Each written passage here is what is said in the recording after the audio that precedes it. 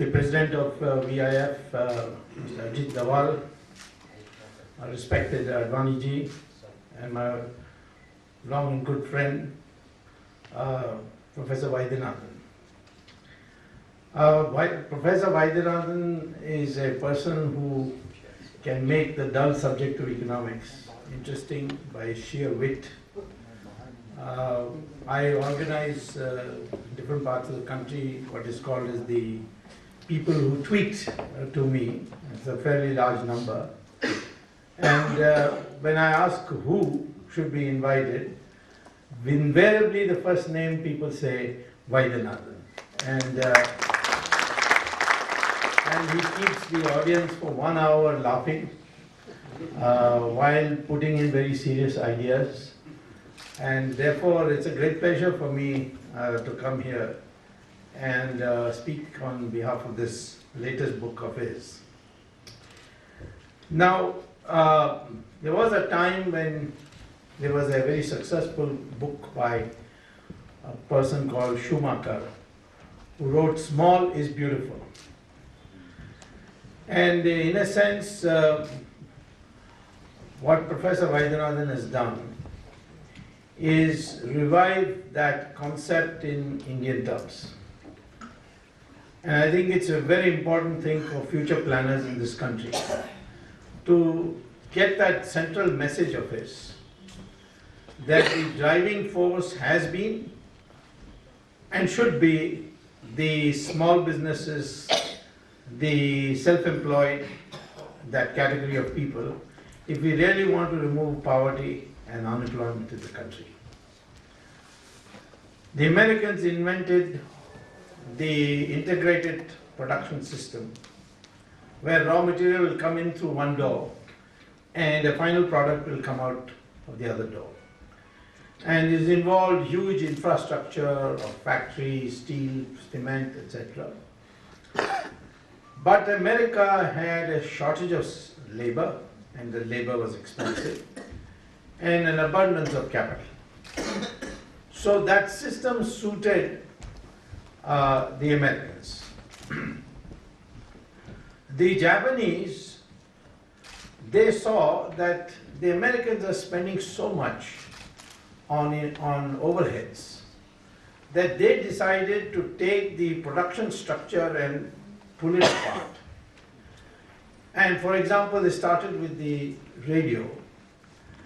And they took apart the radio, the circuit separately, the knobs of the radio, the glass case, the antenna, all in different places, in small factories, in like a jhoparpatti, in shanty towns, and they lowered the overheads in a big way. And the final product came to be extraordinarily cheap, and so it was only a matter of time when Japanese destroyed the radio industry, radio production in Motorola, and all these went under, and television, and most of the things the Japanese did it by this method. Of course, Japanese labor became expensive in the process, and so what happened is the Chinese came in, and people talk about the Chinese miracle, but all that the Chinese miracle is importing semi-processed goods from East Asia, adding value to it, and then exporting it to the West. Previously, the East Asian countries used to directly export to Europe and America. But as labor became expensive, the price started going up. So to avoid this rise in price, they went to China, where labor was very cheap. And there all they did was get the Chinese to add value to the product and export it at a cheap price. So the Chinese had a deficit of trade with East Asia and a surplus, huge surplus of trade with the Western countries, and that's how the Chinese economy grew. For example, Lenovo computer, it is not really made in China. The basic components and structure is made in Taiwan. All the Chinese do is put this glass and its cover and the keypad, and then put a chap on it, made in China. The only company which refused to allow the Chinese to put the chap of made in China was Apple. Apple is also 90% produced in, value added is in China. But the Apple company insisted that they will not allow it to write made in China. But all these made in China are not made in China. We produce more domestically in India than the Chinese do. But the Chinese have been clever. They get these semi-processed goods and add value and send it to Europe, and in the process they their foreign exchange earnings have gone to $1 trillion, whereas we are still in the region of $350 billion. Why can't India do the same thing? Because if you ask the East Asians, they say, well, we'd like to do it through India. It's a democratic country. We are not afraid of the intellectual property rights questions, etc. But your infrastructure is so third-rate that if I come to your port, it will take me 1 week to turn the ship around, whereas in China it will take me just 24 hours. In Singapore it will be taking few hours.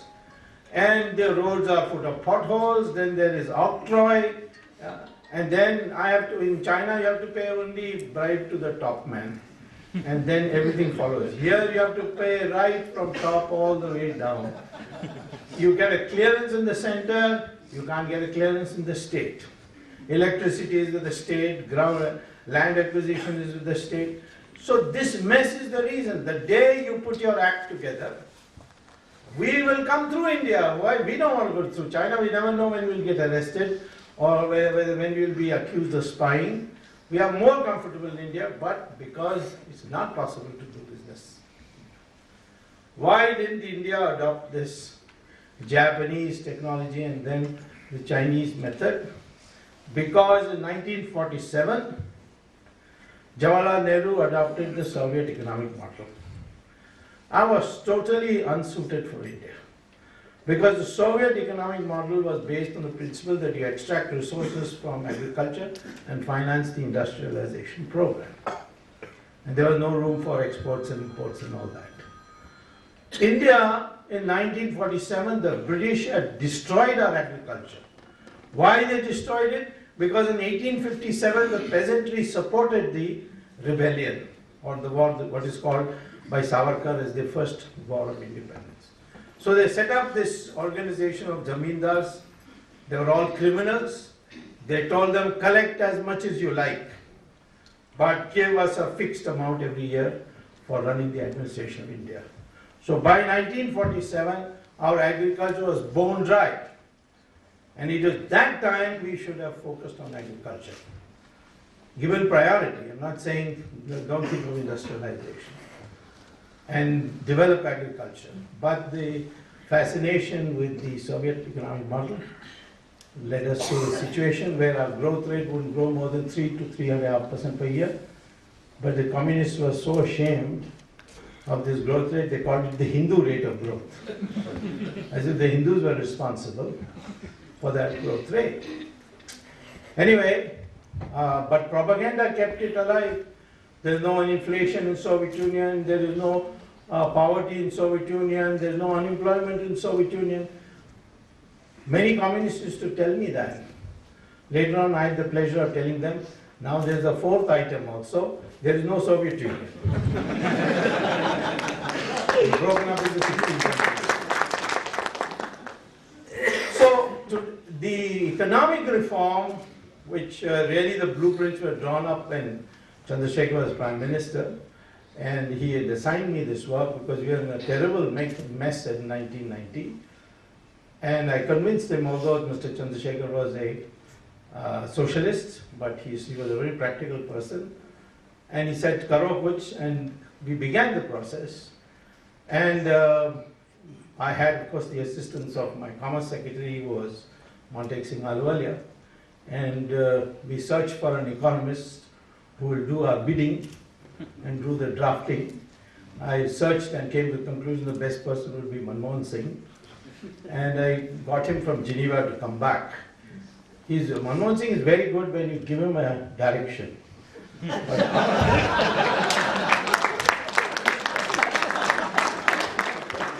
So, in no time we grew from a low rate of growth to 8%. And same thing today, I say, the idea is that Professor Vaidyanathan, and the advantage of Vaidyanathan is he's a prominent intellectual, economist, finance expert, and yet he's not a communist.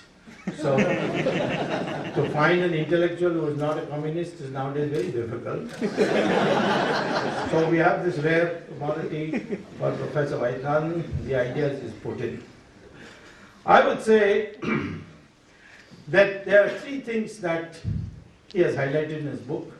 And after that, I will conclude what I have to say.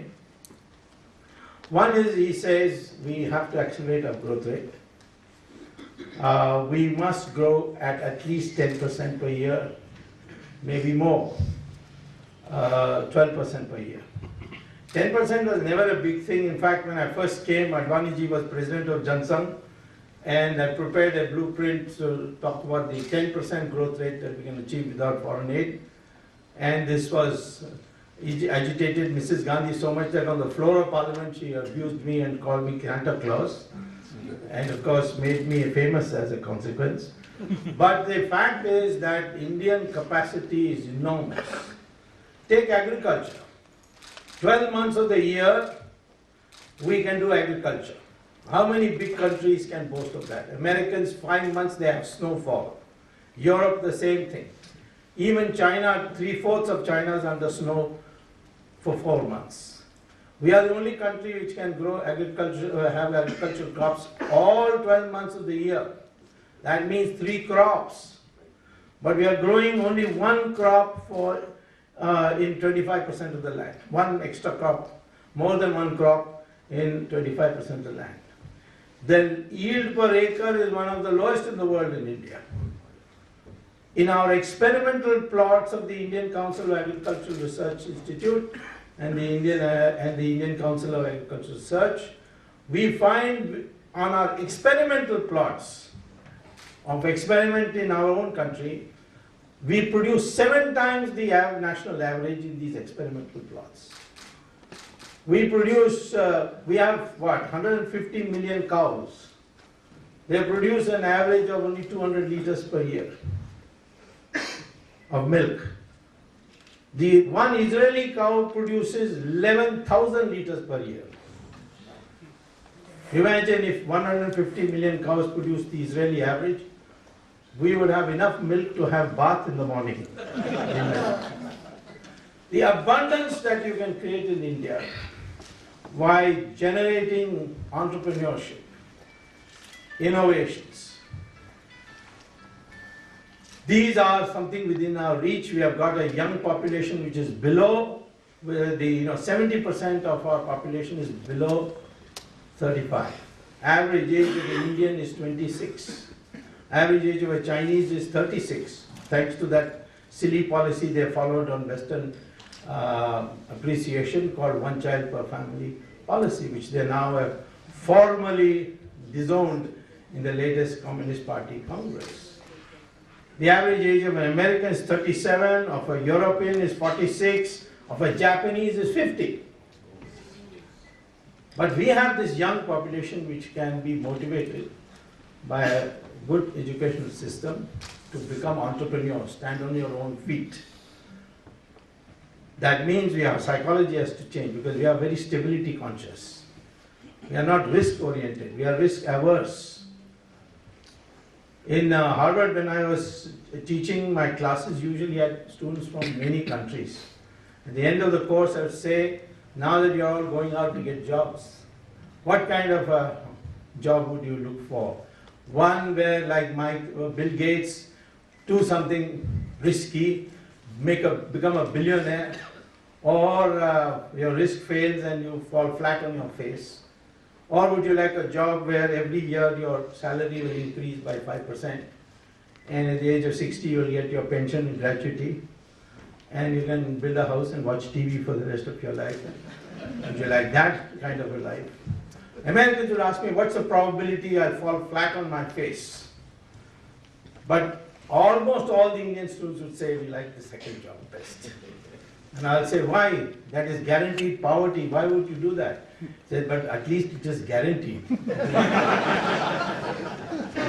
So I would say that today we shouldn't be sucked into this globalization craze. FDI in retail, for which he has devoted a chapter, Professor Vaidyanathan. What is the problem there? There's no level playing field. Walmart gets loans at 2% interest rate. And they come to this country, they are to come to this country and compete for the labor, cheap labor force we have. Our traders who are supposed to compete with Walmart, they get loans at 12 to 18% interest rate. And they have to compete with Walmart for the same labor force. Now, how is this a fair competition? We're all for competition, but this is not fair. The way to rectify it is ask the Americans to allow our companies to go with Indian labor, particularly Bihari labor, which is all over India, go to the United States, build roads, build houses, where a lot of labor is required. And American labor is expensive. But the Americans will not allow that. They say it's an immigration problem. They will not allow us to benefit from their cheap capital using our cheap labor, but they want us to allow them to benefit from their cheap capital and take advantage of our cheap labor. So what kind of globalization is this? So therefore, we need competition, but it should be a fair competition, and we must therefore see that this country works on its strength. Its strength is its people. Strength is this sheer capacity to work hard. Right from the thelawala to the trader to almost any part of India you go, where people have to stand on their own feet, they work very hard. They may not work hard in the government departments, but they work very hard in the rest of India and get very little compared to the efforts they put in. And it is that focus, the Indian who has to be now encouraged to stand up, assisted, and be part of our growth story. That's what his book is about. I congratulate him on that. Thank you very much.